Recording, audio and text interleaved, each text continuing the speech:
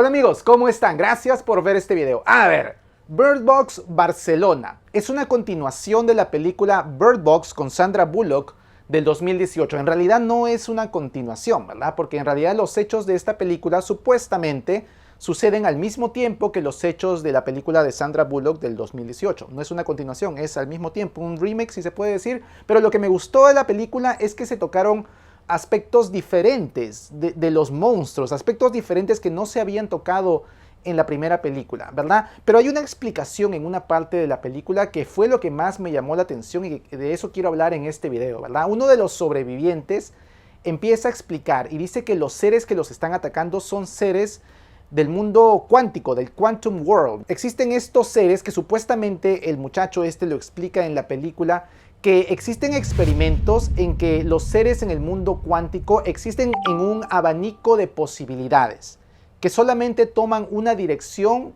cuando la conciencia humana interviene. Cuando son observados por el humano, las posibilidades en el mundo cuántico se vuelven solamente en una, ¿verdad?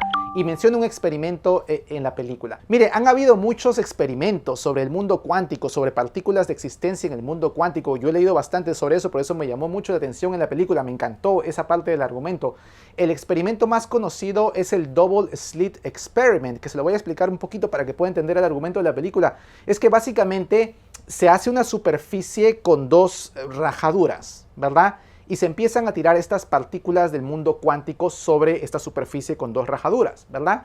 Y lo que se es el resultado, o sea, una tabla posterior a esta tabla con dos rajaduras, es que las partículas empiezan a comportarse no como unilateralmente, como en una sola dirección por uno o por otro lado, ¿verdad? Sino que empiezan a comportarse como olas de posibilidades que cuando se reflejan en el resultado, no solamente están en un lado o en dos lados como las rajaduras, sino que están en varios lados al mismo tiempo, como que si las partículas chocaron como olas y crearon todas estas posibilidades como resultado, ¿verdad? Entonces la gente dice, pero esto no tiene sentido, si estamos tirando una al mismo tiempo, no pueden ser una ola, ¿cómo es que va a crear ese resultado? Hasta que, ¿saben qué es lo que hacen los científicos? Hasta que ponen un aparato de observación en el momento que van a pasar por las rajaduras.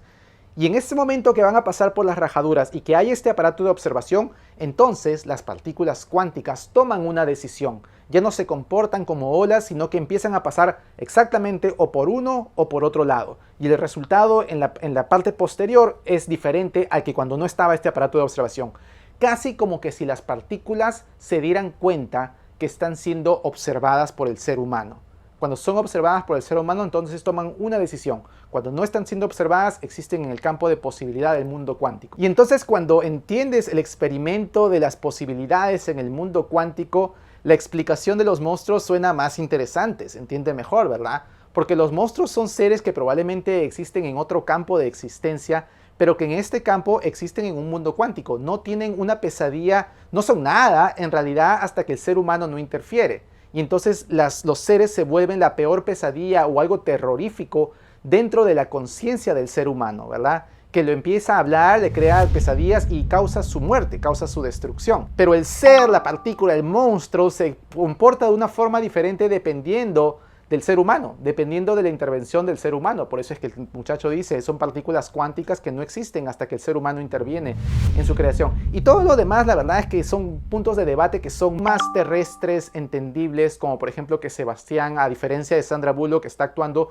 supuestamente a favor de los monstruos porque ha tenido un trauma tan grande como observar el asesinato de su hija, que por cierto, Sebastián puede cambiar esta hipnotización hasta que encuentra amor y compasión por un ser tan grande como es la otra niña que le hace recordar a su hija. Y entonces la hipnotización se desvanece, ¿verdad? Regresa a su ser humano. Otro punto es que cuando los humanos mueren se ve como que una luz que sale de su cuerpo, como una alma, podemos decir. ¿Dónde están yendo? ¿Están regresando al mundo cuántico? ¿Están regresando a un plano superior de existencia? ¿O quizás hay una nave espacial en el espacio de donde vienen estos seres que se va y la nave espacial está recolectando la energía de los seres humanos? El antídoto que se ve que se está creando al final de la película de qué forma va a intervenir para tratar de aniquilar a estos monstruos. Mire, lo único cierto es que van a haber más películas de Bird Box. Ya se ha preparado todo el argumento para que continúen las películas y he estado leyendo que Sandra Bullock está en conversaciones